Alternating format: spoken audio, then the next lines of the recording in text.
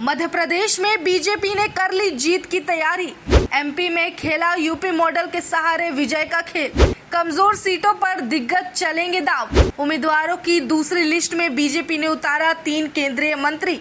मध्य प्रदेश में इस वक्त चुनाव की सरगर्मी तेज हो चुकी है। मध्य प्रदेश इस वक्त एक सबसे बड़े खेल के मैदान की तरह नजर आ रहा है, क्योंकि यहां पर चलने वाले दाव पेच ने सबकी नींदें उड़ा दी है। मध्य प्रदेश में बीजेपी ने दूसरा लिस्ट भी जारी कर दिया है, जिनमें 39 उम्मीदवारों में कई बड़े नाम को लेकर लोग चौंक चुके हैं। दरअसल मध्य प्रदेश में बीजेपी ने 39 उम्मीदवारों की लिस्ट में कई बड़े नाम में 3 केंद्रीय मंत्री को दावेदार के तौर पर सामने लाया है।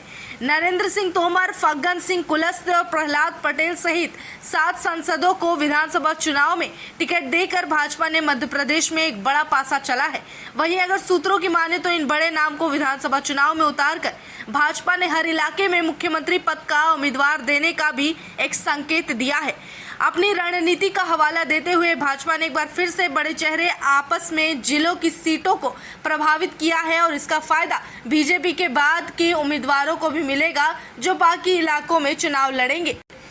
जानकारी के लिए बताते चले कि बीजेपी की इस दूसरी लिस्ट में अधिकांशतः ऐसे जगह हैं जहां पर पार्टी के खाते में वोट नहीं आ रहे थे, लेकिन माना जा रहा है कि रणनीति में 2017 के यूपी मॉडल को अपनाया गया है, क्योंकि इसी तर्ज पर किसी चेहरे के 2017 के चुनाव को बीजेपी ने जीता था।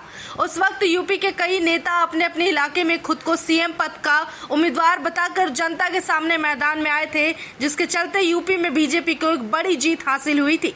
वहीं उस ऐतिहासिक जीत के बाद दूसरी तरफ हरियाणा विधानसभा चुनाव में भी बीजेपी ने यही रणनीति अपनाई थी और अब मध्य प्रदेश में भी यूपी का ये मॉडल लागू हो रहा है। वहीं अगर सूत्रों की बात करें तो शिवराज सिंह चौहान के नाम पर इस बार बीजेपी के कार्यकर्ता और जनता में काफी उदासी फैली हुई है। इसी बीच ये खबर आ रही है कि दोबारा उनमें जोश भरने के लिए भाजपा नेतृत्व ने इस रणनीति पर भरोसा जताया कि बड़े शहरों को हर इलाके में उतारे, उन्हें मुख्यमंत्री का दावेदार बताया जाए जहां पर वो पेश कर रहे हैं। इतना ही नहीं, ये माना जा रहा है कि शिवराज सिंह चौहान ने बीजेपी के केंद्रीय नेतृत्व से अपनी सीट बदलने का भी अनुरोध किया है। हालांकि अब तक इसे लेकर कोई आधिकारिक फैसला नहीं सुनाया गया। कुछ दिन पहले ही भाजपा ने अपनी पहली सूची सामने लाई थी, जिसमें 37 उम्मीदवारों के नाम जारी किए गए थे। अब वहीं अब तक मध्य प्रदेश में विधानसभा की 230 सीटों में से 76 सीटों के उम्मीदवारों की घोषणा बीजेपी की तरफ से की जा चुकी है। इससे पहले पीएम नरेंद्र मोदी ने भाजपा के चुनाव अभियान की शुरुआत करने के लिए चुनावी राज्य का दौरा भी किया था।